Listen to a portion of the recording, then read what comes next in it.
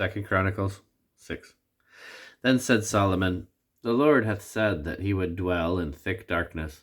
But I have built an house of habitation for thee, and a place for thy dwelling forever. And the king turned his face, and blessed the whole congregation of Israel. And all the congregation of Israel stood. And he said, Blessed be the Lord God of Israel, which hath with his hands fulfilled that which he spake with his mouth to my father David, saying, Since the day that I brought forth my people out of the land of Egypt, I chose no city among all the tribes of Israel to build an house in, that my name might be there. Neither chose I any man to be a ruler over my people Israel. But I have chosen Jerusalem, that my name might be there, and have chosen David to be over my people Israel.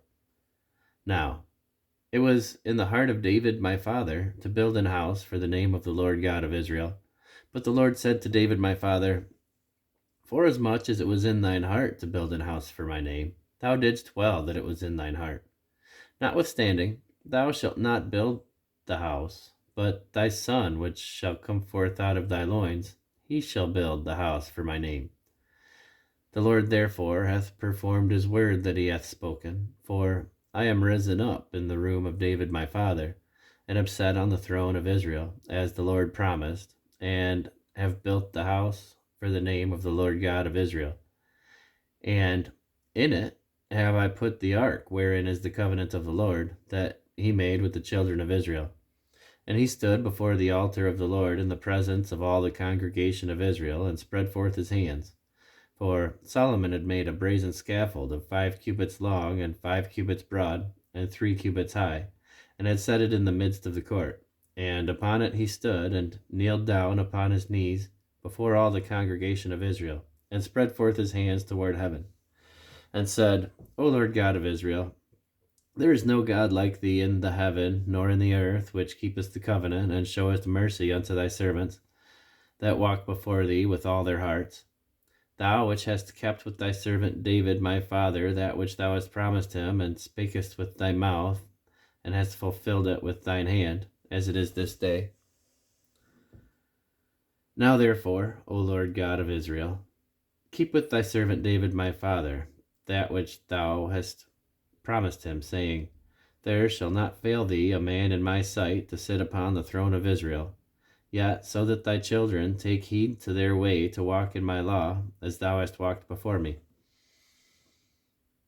Now, then,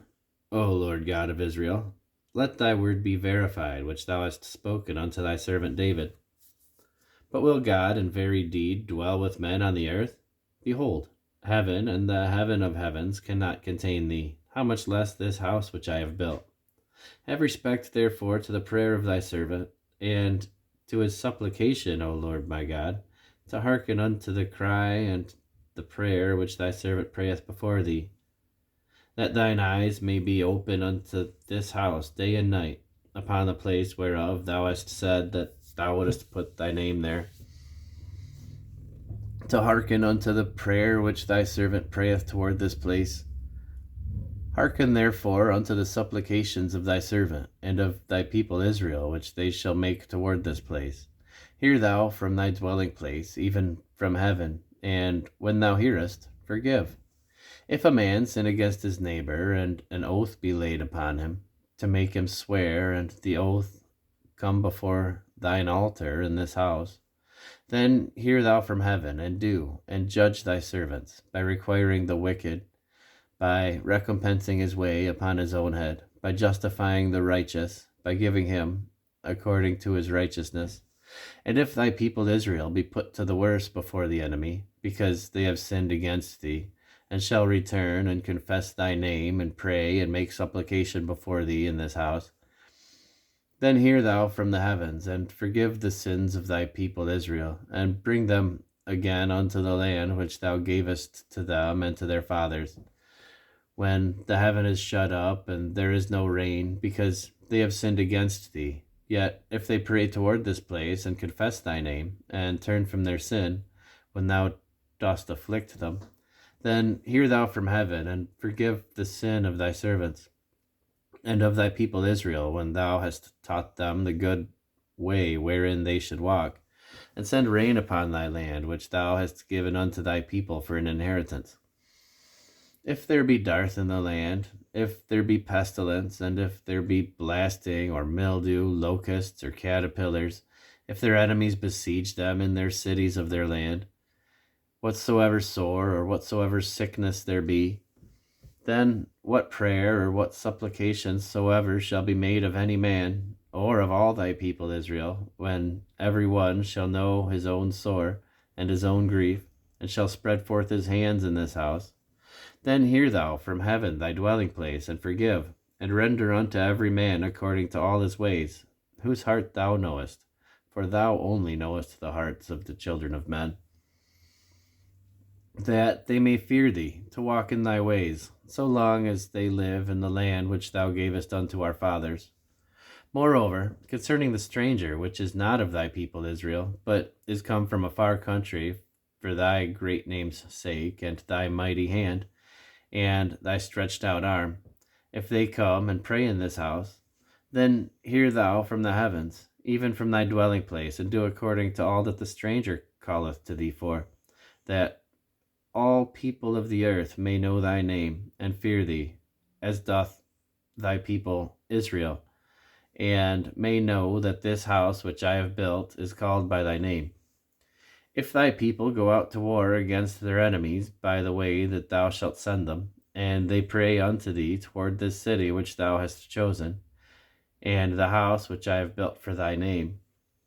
then hear thou from the heavens their prayer and their supplication, and maintain their cause. If they sin against thee, for there is no man which sinneth not, and thou be angry with them, and deliver them over before their enemies, and they carry them away captives unto a land far off or near, yet if they bethink themselves in the land whither they are carried captive, and turn and pray unto thee in the land of their captivity, saying, We have sinned, we have done amiss, and have dealt wickedly, if they return to thee with all their heart and with all their soul in the land of their captivity, whither they have carried them captives, and pray toward their land which thou givest unto their fathers,